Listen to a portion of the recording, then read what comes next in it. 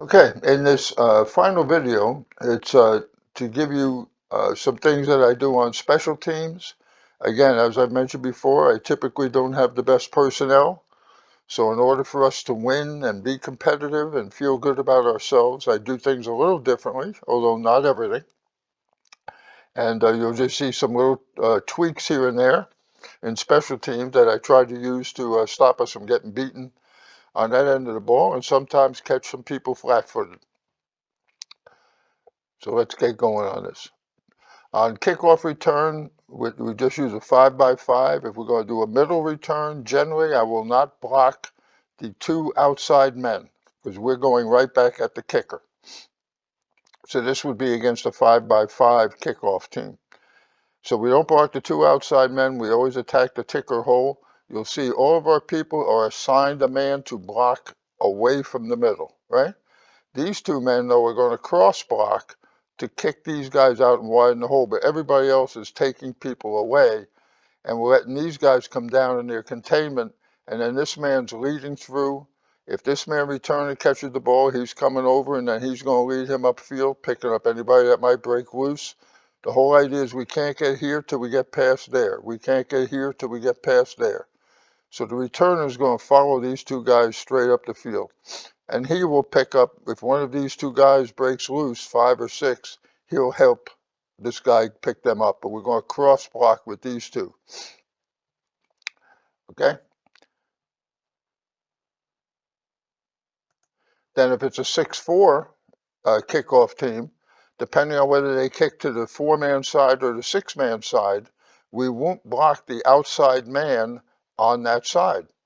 So again, you'll see he's got 1, he's got 2, he's got 3, he's got 4, he's got 5. In this case, we're not going to block number 10 because we think they're going to kick to the 6-man side in this example.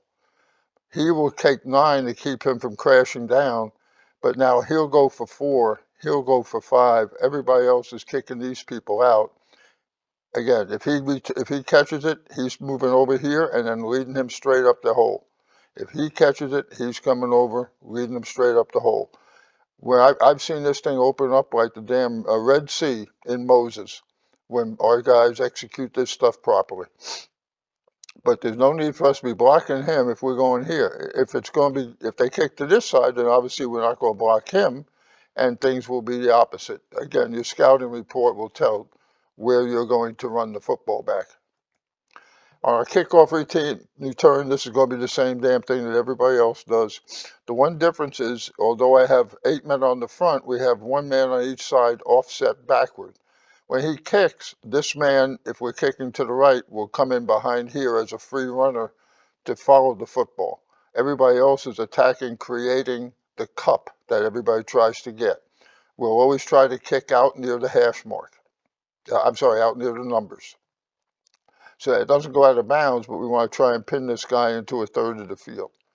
Again, if it's going this way, which you'll see in the other way, if we kick off to the left, then this man on the kick will come in behind here and come in motion, but we're going to create our cup right here. And the 2 bullets in the 4 position on each side are going to be the ones that go in motion. And the 3 players away from the kick side have to squeeze that field down. They can't let this guy get around here. They've got to make sure, these 3 people, that this is as far as he gets is right there. Everything else happens, he has to run inside. And then obviously the kicker just floats behind and acts as a safety. Punt return block, everybody's penetrating like they always do, but what I do is, in the program I was at, it was called the devil and demon. But they're the ones that, because these people are all stepping down. Generally, these guys here are taught to block out but push down, or step down but push out. What I do is I bring the corners and attack their inside shoulder to drive them wider, so the devil and the demon have access to come off the outside hip of this man who's going to be stepping down on that, because all these guys are shutting down inside gaps. If they go out wide like bullets, then obviously the corners will go with them. It makes it even that much easier for these 2 guys to get there. The Sam linebacker is responsible for the personal protector in the event they snap it to him. Punt team, nothing's different except for one thing. I want the ball kicked to the short side of the field and out of bounds. I don't want anybody returning the football on us. This is an opportunity. If I have someone that I know can do that, then we can get maybe some lesser personnel in on this team and get people some playing time. They might not normally get very much, keep everybody motivated. But you got to know that we're going to execute this, because what we don't want is the ball to be in the playing field and then not have as good a personnel. So this thing's got to go out of bounds. We're going to kick it as far as we can out of bounds to the short side of the field. Okay?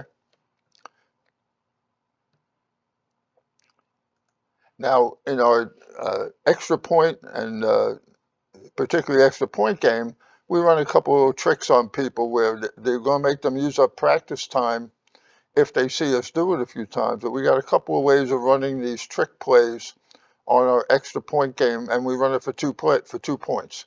The first one is called quail. We have our center with our kicker and holder, and then we have our tight end and offensive line over here, with the left wing as is going to be a ball carrier if we choose to do it, and there'll be a right wing over here. So we have our 7 men. All we're doing is taking people, putting here to our left, because with a right-handed snapper, it's easy for him to take the ball and snap it right to this man. If they're asleep and they're not ready for this, we've got 2 or 3 people here, we snap it here and run it in for 2 points. If they don't put someone else on this guy because again, nobody noticed it, we clap our hands, they snap it here, and we throw to him. And then potentially, if they only put 1 or 2 people here, then what we can do, because he's off the line of scrimmage, bring him in motion and crack down and run the play in for 2 plays. So we have 3 plays we can run off of this if we choose not to kick. But the key is, our first thing is, if we see that they're milling around, we're going to snap it here right now and go. Okay? We're not going to sit around and wait for them to get ready. Then we have duck, which is a little different situation. Again, we've got 3 linemen and a wing on each side, and the kicker and the holder quarterback. Again, if your holder could be your backup quarterback, which would be good. Again, you got the same issue. If they're not lined up, he's looking to see if they don't have enough people here or enough there, we're going to snap it. Again, he can take it and throw it over to here to this guy and run it in. This guy could come in motion and crack, and we run it in from there. This guy can come in motion, we can crack and go there. We can run a lot of different, and we can use this in short yardage as well. It doesn't have to be on an extra point. We could be at 4th down and 2 and run something like this. They'll never know what the hell hit them, because they won't be ready for it. They'll have a whole bunch of people in here expecting a typical 4th down play, and we can run this or run quail at them and potentially get a big play out of it. It's just a question of whether you have enough guts to do it. Again, if you're undermanned, you better have some guts, because you're going to have to do some things that might make you uncomfortable to try and gain an advantage. And then your extra point and field goal is nothing different than everything else. This man's going to step down and shove out. Step down and shove out, because obviously this is what we try to take care of with our demon and devil. We want to protect against somebody doing the same thing to us, but this is the same thing the rest of the world uses. And that's it. So there's nothing out of the ordinary except for just a couple. But our quail and duck, our punting out of bounds to the short side of the field is different than a lot of people do. And I don't want people returning the ball on me. And again, we have the quail and duck, and anything else you may come up with that's tricky to use in 4th and short, or instead of kicking an extra point and try and go for 2. That's perfectly legitimate and fun to do, frankly. The kids enjoy that, especially when it works. So I hope that helps. Again, if you have questions, email me at footballcoachesforum@gmail.com.